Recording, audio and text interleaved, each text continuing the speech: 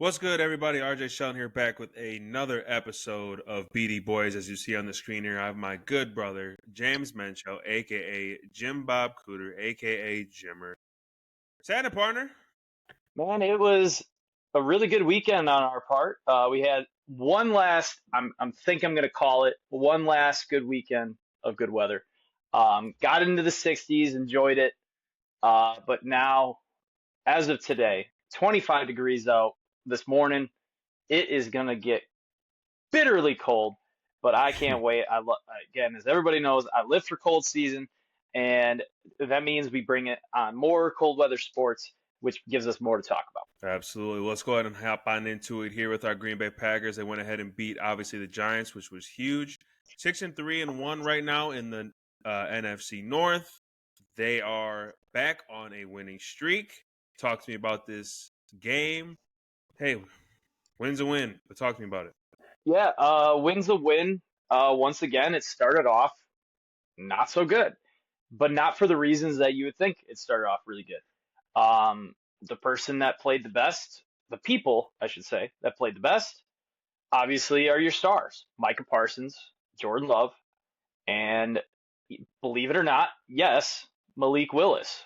He's not a star, but he's the guy who really started this whole thing. Jordan Love not really getting much going. The drops are back, which scares the living hell out of me because Yeah. they had opportunities to get going and they didn't. Why? Because of drop balls. Again, injuries played a part again. And then Jordan Love goes down, and we're like, geez. But all of a sudden, next thing you know, Malik Willis comes in there, and they just start going down the field like it's nothing. And it's like, what are we doing? Like, how? Like, don't get me wrong. It's not because I believe Malik Willis is bad. It's a totally different offense when Malik Willis is in there. Why? Because the threat of the read option. And he had one carry for 16 yards that moved the sticks. He had two completions for 6 yards and a touchdown. He just comes in and goes, "Don't worry, I got it, coach." And it looked really good. And then next thing you know, Jordan Love comes in, kick starts a little bit, and then Josh Jacobs goes down. Okay, not ideal, but it's something that it's not that I wanted it to happen, but it forced Matt LaFleur to throw the ball more.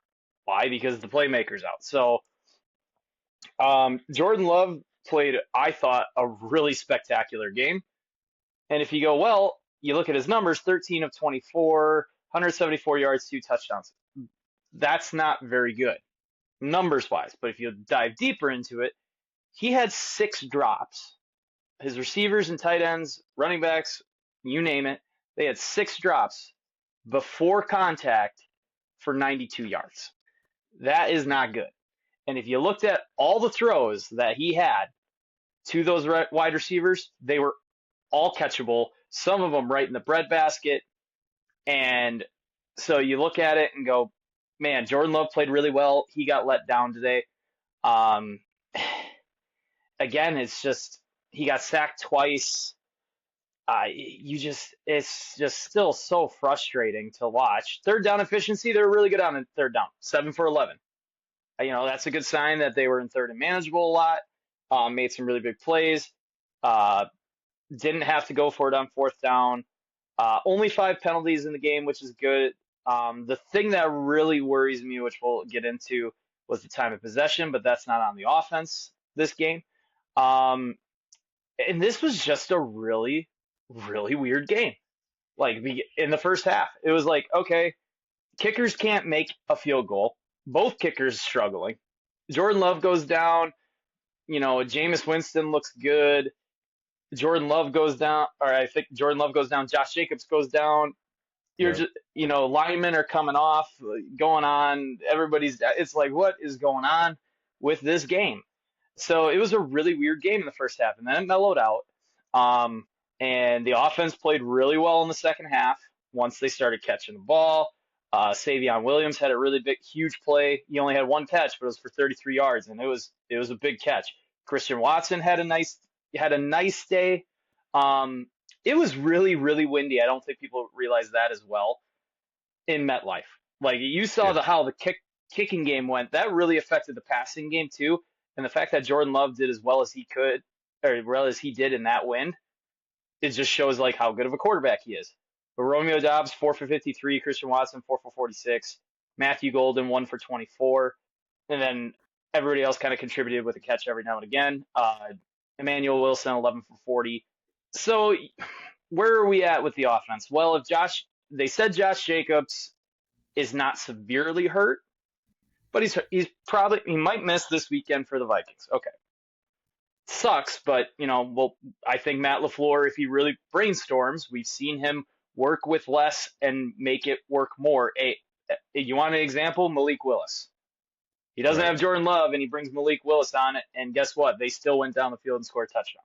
So without Josh Jacobs, can he come up with a run game system or something to fit Emmanuel Wilson or possibly Marshawn Lloyd into that fray? If it's not Marshawn Lloyd, it'll be Chris Brooks. I think you'll see a heavy dose of Emmanuel Wilson and Chris Brooks this weekend because I don't think that Marshawn Lloyd's going to come into the game and touch the ball 20 times. It's just not how it's going to be. He hasn't played football in a year and a half. So, but if he does play, expect a couple gadget plays from him or a couple touches for him. If Josh Jacobs does play, I don't see him. I see him on a limited pitch count because, again, they have a game Sunday, Thursday. They got a short turnaround. They might just sit Josh Jacobs and go, we need you for Thanksgiving. So just take this game off. We'll figure out a way to do it without you. So offensively, you also might get Jaden Reed back. And if you get Jaden Reed back, that is a huge weapon to bring in this fray to help out. Because the inside passing game, there's just nothing there. Like Dontavian Wicks usually is on the inside a little bit if Jaden Reed's not there. He's still just not getting open or the ball's just not getting to him. Matthew Golden, Christian Watson on the outside. Yeah, you kind of saw some go routes, which I really liked. Savion Williams, again, he's an athlete. They just try to get the ball in his hands as much as they can. And Romeo Dobbs, again, he had 8 targets and 2 drops, maybe even 3. Again, if the drops come out, again, this is troublesome because again, they had the drops last year and you saw how it really affected the offense. So hopefully that was just a fluke week for the drops, but this offense seemed to get a little bit on track, a little bit more on track. It's the other side of the ball that concerned me now. So if in classic Packer form, if it's not one, it's the other. If the defense plays well, the offense is going to play like shit. But I guess the offense played okay, so it's down to the defense is starting to play like shit. 336 yards of total offense given up, no bueno. And I mean, they were 50% on third down. That's not good. 3 for 4 on fourth down. That's not good. Gave up almost 70 total plays. That's not good. Only made them punt twice. Not good. In time of possession, they gave up 36 minutes of possession to the New York Giants. That is horrible. So, 3 for 5 in the red zone. I mean, bend but don't break. But at the same time, at some point, you got to get off the field. Like that's literally what the statistic shows. And they only had 2 sacks, and one of them was from Micah Parsons at the end of the game in an obvious passing situation. Now, Micah Parsons did have 6 pressures by himself. The rest of the team, I think, had 4. That's a problem. That is a big problem. This whole year, we were talking, another stat I'm going to throw at you. This whole year, we were saying Micah Parsons coming in is going to unleash Rashawn Gary, unleash Lucas Van Ness. Well, Lucas Van Ness has been hurt. Unfortunate, not his fault. But Rashawn Gary, there's a stat out there called quick pressures. How many times have you pressured the quarterback in, I think it was a second or less, or maybe even a second and a half or less? Micah Parsons is in the top 5, I think I saw, of quick pressures. Rashawn Gary's at the bottom of the league. Like, he's not last, but he's in the bottom of the barrel. That's a problem.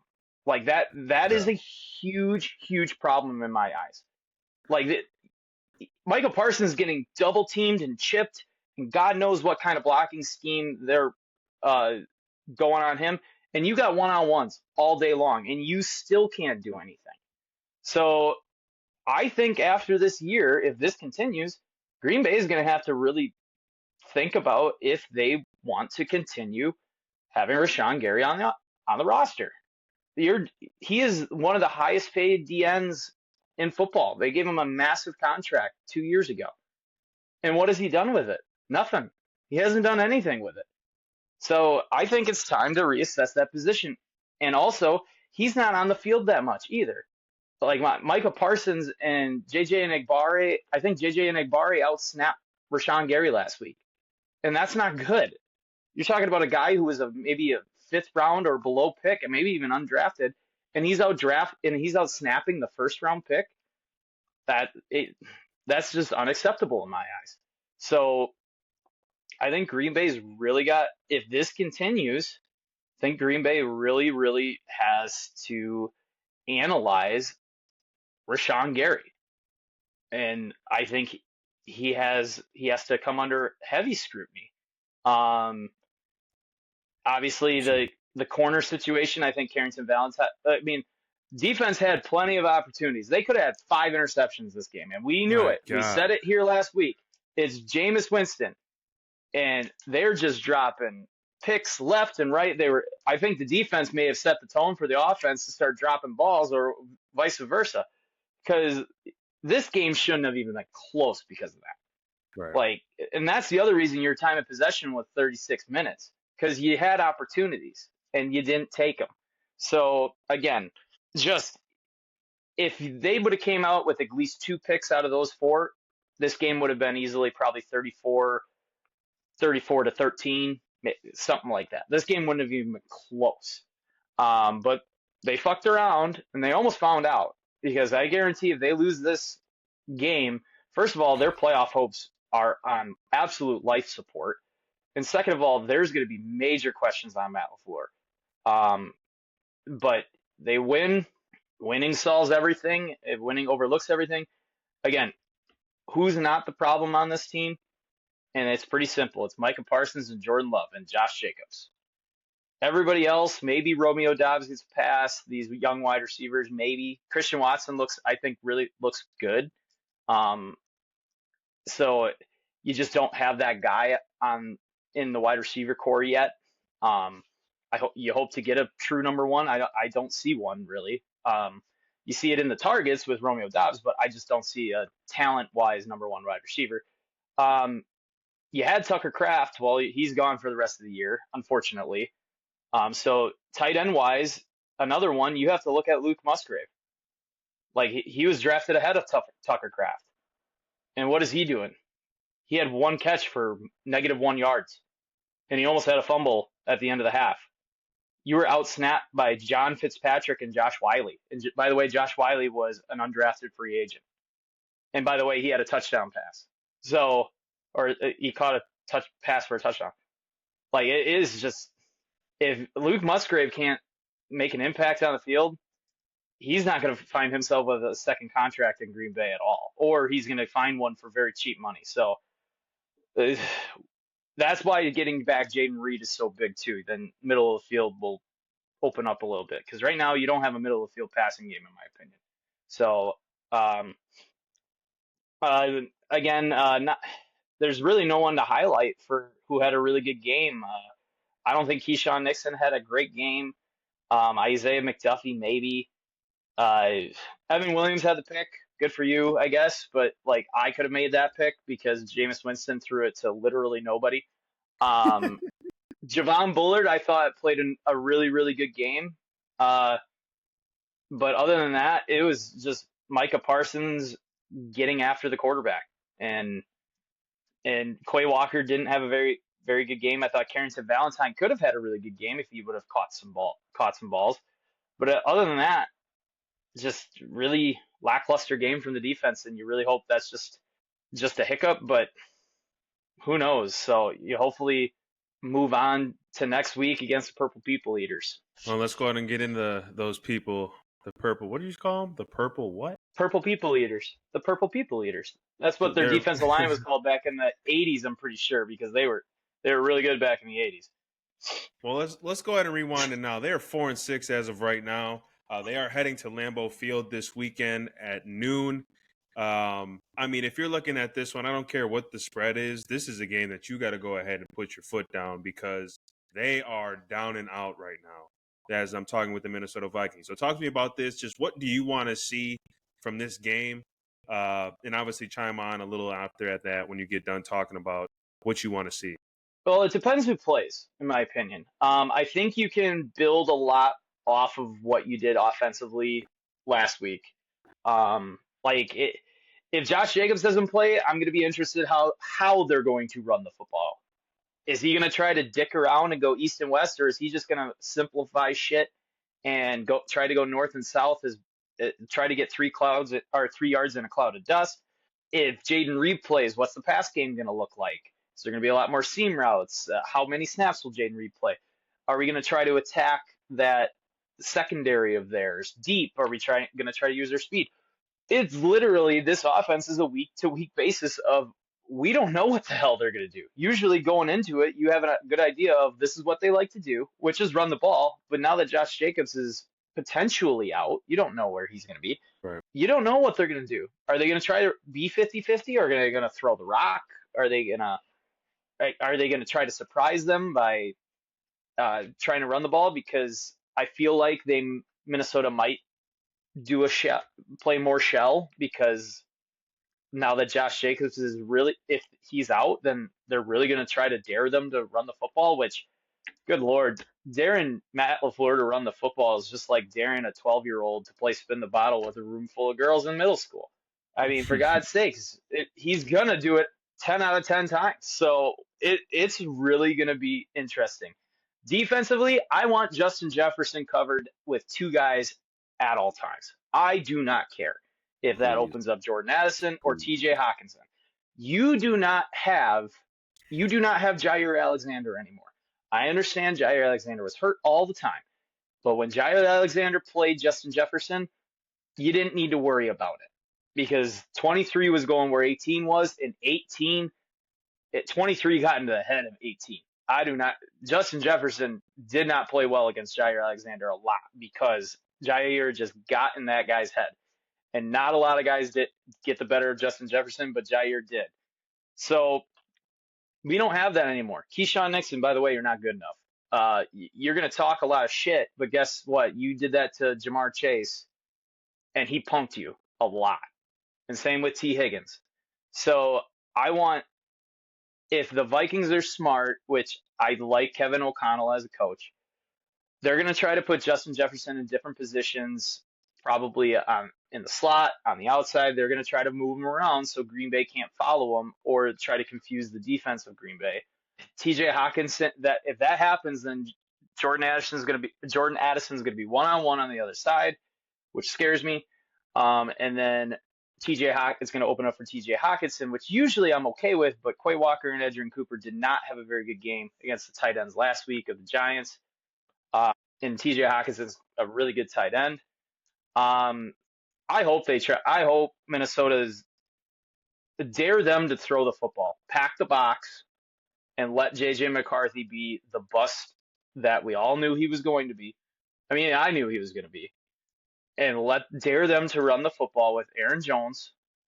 And I think, is Aaron Jones even their number one back anymore? I'm pretty sure he is, but they picked up that kid from San Francisco who looked really good last year when Christian McCaffrey was hurt.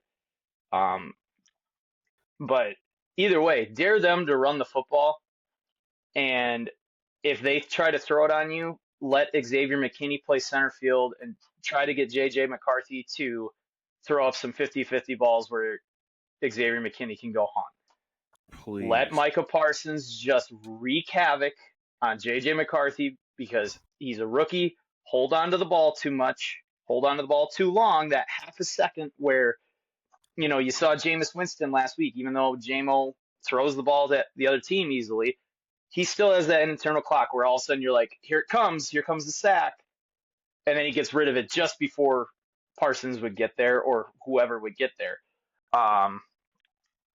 So you really hope JJ McCarthy kind of is a half step slow, so Micah Parsons can really get into it. But again, you're going to see Micah Parsons get chipped, double teamed, the whole 9 yards. So if Lucas Van Ness plays this week, which you hope he does, which again I wouldn't be surprised if he doesn't because of the Thanksgiving game, you hope that opens up for him and Rashawn Gary. Hopefully Devontae Wyatt gets a push in the middle. You just need something from somebody else. And again, if Justin Jefferson's left one-on-one all the time, I'm going to lose my mind because it's not hard to defend them. Take away Justin Jefferson and let JJ McCarthy beat you with somebody else. So I want to see them dare just JJ McCarthy beat them. And if he does, that's fine.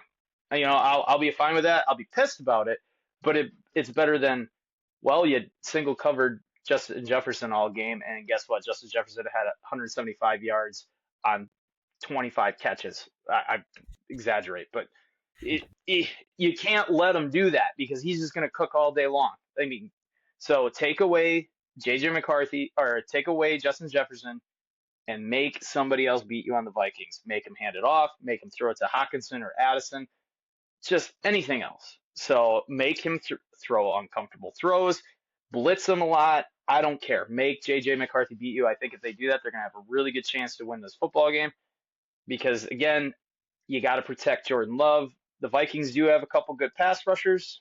Just keep Jordan Love clean because you saw it last week. Jordan Love was just, along with Philly, he's just getting happy feet back there because his offensive line isn't playing well. So, it starts up front, and if you can win up front, then I think, and take away Justin Jefferson, please, God Almighty, take away Justin Jefferson. I think Green Bay's got a good chance of winning this game. Absolutely, my good brother. We're going to go ahead and see what goes down Sunday at noon. That one's definitely in Lambeau. Let's go ahead and head over. It's new. Let's head on over to the Wisconsin Badger football here. They went ahead and lost against Indiana 31-17. That was in Bloomington, Indiana. 31-7. 31-7. We knew that this wasn't going to be a game that they were going to win. But it is what it is. You go ahead, you look at the first half. It was 7-10 going into the locker room. So you can at least hang your head on something. Talk to me about this game, if you did, or what kind of just sticks out to you. I'm gonna be totally honest with you. I didn't watch a second of this game, but I read into it because when I saw 10-7, I was like, we're gonna have to have a conversation about this because that's a lot closer than I thought. You look at it. By looking at the stats. First downs, only 8. Not good. Third downs, 2 of 11. Not good. 45 plays, not good again. You only allowed 2 sacks. Okay. You punted only 5 times. So you only had 1 penalty for 5 yards. Okay. But you had a fumble and then an interception. Only 26 minutes of possession. So again, what does that tell you? Indiana had the ball for a very, very long time, and the defense couldn't get off the field. But you look at it, Carter Smith was 9 of 15 for 98 yards and a touchdown. He from the true freshman from his second game in college football. Okay, whatever. And then you didn't really run the ball that well. What we saw against Washington was a lot of running from Carter Smith, but now that was on film, Carter Smith ran the ball 7 times for only 5 yards, so it looks like Indiana was pretty prepared for that. You just didn't, again, as we said, this wasn't a game that we expected them to win on the road against the second-ranked team in the country. You only had 168 yards of total offense. Indiana had 388 with 305 yards passing. Wow. It's pretty, I guess they have a game plan on their hands. That's not something I would have thought. Again, Wisconsin's defensive line is huge, and they are tough to run on. So I guess they said, we're going to sling this rock around this yard. And boy, did they ever, because, again, their quarterback threw it. Oh, my Lord. He threw the ball 24 times, completed it 22 times for 299 yards and 4 touchdowns. That is the definition right there of efficiency. So good job, you, I guess. And yeah, they did not run the ball that much. So it is what it is. I didn't expect much out of this game. Um, you gave it a valiant effort. How about that? So you gave it a valiant effort through one half of football, and then the talent of Indiana just took it away, and that's that. So, and now you have Illinois. Yes, you do. Illinois coming in, ranked 21st. Okay, respectable. They were really good at the beginning of the season. That people had high hopes. They kind of fell off, but now they're kind of get back on track. What to expect? It's at home, and as we saw with Washington, they were ranked 23rd. They were 6-2. Anything could happen. It honestly can. So, if the Badgers won this game, would I be surprised? Yes. We were surprised when they beat Washington. If they storm the field again, I'm going to be really, really upset with them. Do not storm the field against it. Well, it's Brett Bielema. Maybe storm the field with Brett. Piss him off a little bit. That'll get them all hot and fiery. But I don't see them winning this game. But if they can control the football like they did against Washington, if there's a game plan there to be had, and if Carter Smith can kind of throw the ball like he did against Indiana, I mean, it was only 9 for 15, but he was 2 of 9 against Washington. So there's some type of improvement. Maybe we got something here. It's basically going to be that way for Wisconsin the whole way out. So, yeah, it might be an entertaining game. Who knows? We can only see. I think that one's at a kind of a prime time slot too, at like 3:30. Let me see here real quick. 6:30, I think. 6:30? I think I saw 6:30. Yeah, we got 6:30. Yeah, Saturday, 6:30. That's crazy. Jesus. That spells trouble for the boys. We might not know something. Oh, Jesus. Yeah. Okay. We might not know Moving something. on. Anyways, Anyway, let's mind go your ahead and talk business. about the good old Milwaukee Bucks here. We all know that Giannis is out 1 to 2 weeks with a groin injury. Glad it's not a month or 2 months, but it will be nagging and it will be there.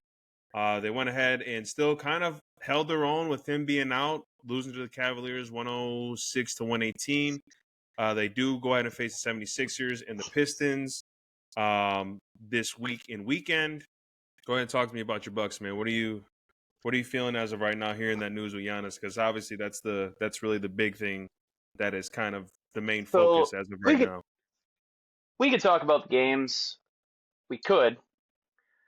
They're 1-3 in their past 4. They gave up 40 to Luka on Saturday. They lost to the Bugs, which you usually don't want to see. They went for some. I guess the Bugs against the Bucks are just one of those matchups where it just doesn't work for Milwaukee. It's always going to be a dogfight. They beat the Hornets in the NBA Cup. Whoop-de-doo.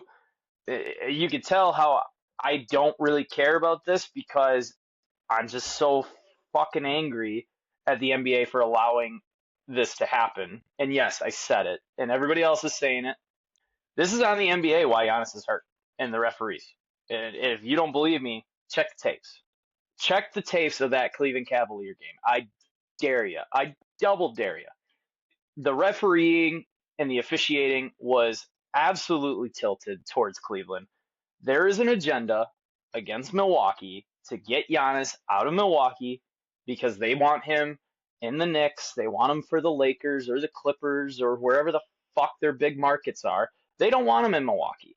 And they are starting to flash their reasonings. Why? And guess what happens? Now you don't get him at all for a week or two. And if you want to continue this, then he's going to get hurt. And if he gets hurt, he's going to stay in Milwaukee. That's just going to piss him off more. So, again, you just have to accept the dude just wants to stay in Milwaukee. You really do. And if you don't like it, keep doing this. Then he's going to keep getting hurt, and then he's going to keep not wanting to leave because he's going to sense there's an agenda. Because Bobby Portis came out and said it feels like there's an agenda. Doc Rivers has come out and said the officials have told him that they don't call fouls on Giannis because he fights through them. I don't care if he cuts off people's arms or if he's our Lord and Savior Jesus Christ. A foul is a foul. Like, let's just call a True. spade a spade.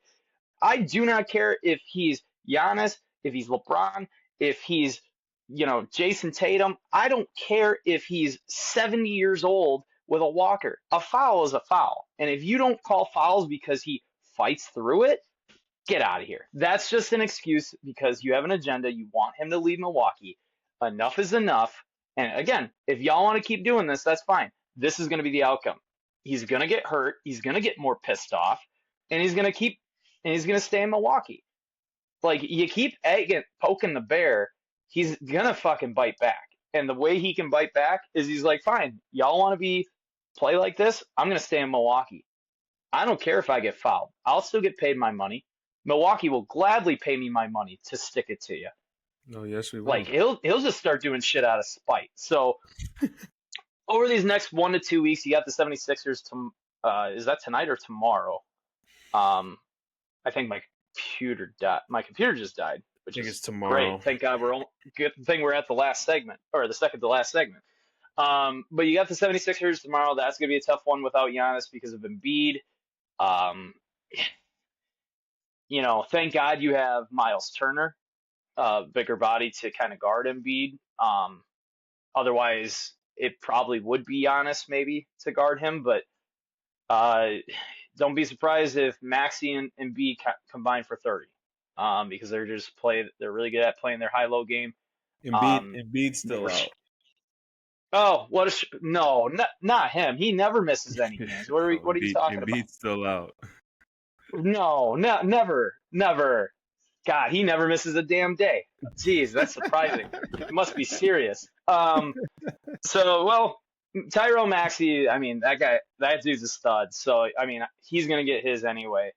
Yeah. It sounds like a good game for a Miles Turner breakout. If Embiid's out, it sounds like a pretty nice game for a possible Miles Turner show out. So, just get through these next 2 weeks. I keep him out 2 weeks. You don't, as you said, that injury is going to be there. It's the regular season. You're not going to be, again, this East is not that tough. Keep him out as long as you need to. If it's the 2 weeks, it's the 2 weeks. Just make sure he's healthy. And then if he feels pulling or tightness or whatever, get him out. Done.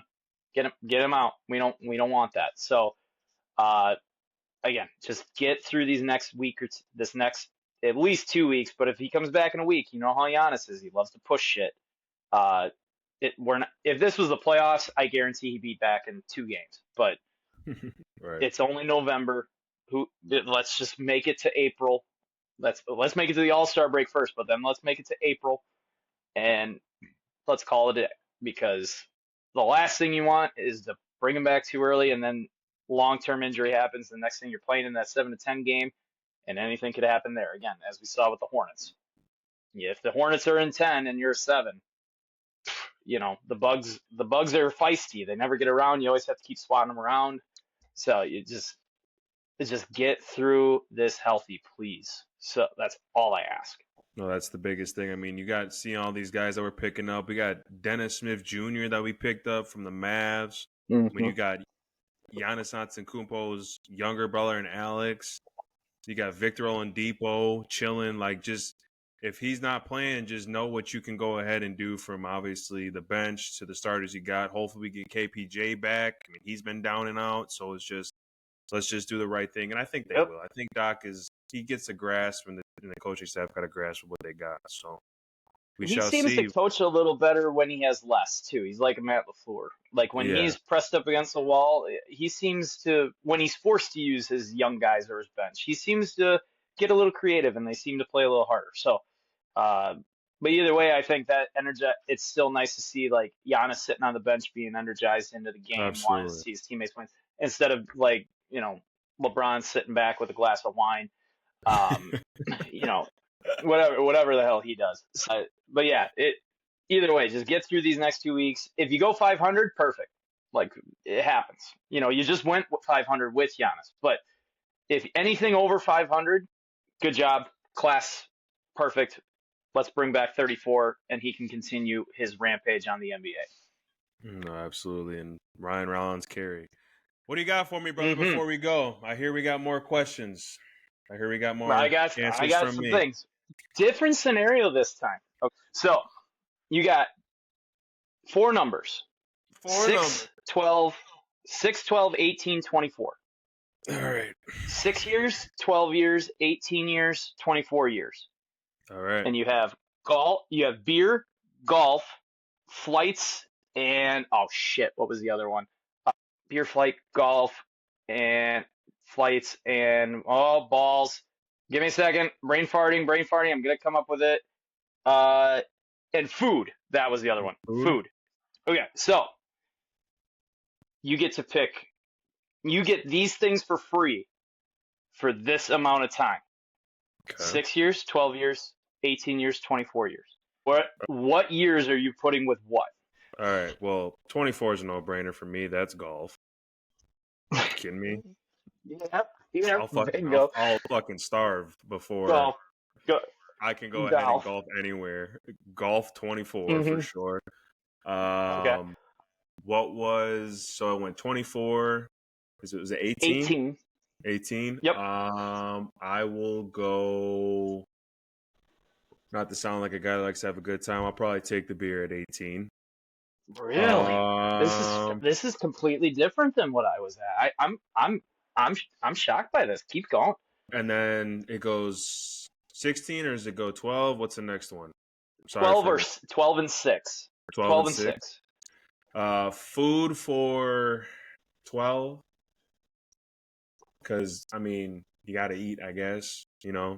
As a human being. Mm-hmm. And then the last one was travel for 6 years. You get free travel for 6 years? I'll do travel for 6 years because look at it, right, people? You can go ahead and travel if you were able to, which would be real fucking sweet. Go around the world one time, and then it's like, all right, like I already did it, so why would I want to go ahead and keep doing it? So I think that's what I'll have to do. I'll have to go with. So you and I have completely a little bit different of actually a very completely different. I picked food for 24 because I could do a lot of damage and save a lot of money with getting free food for 24 years.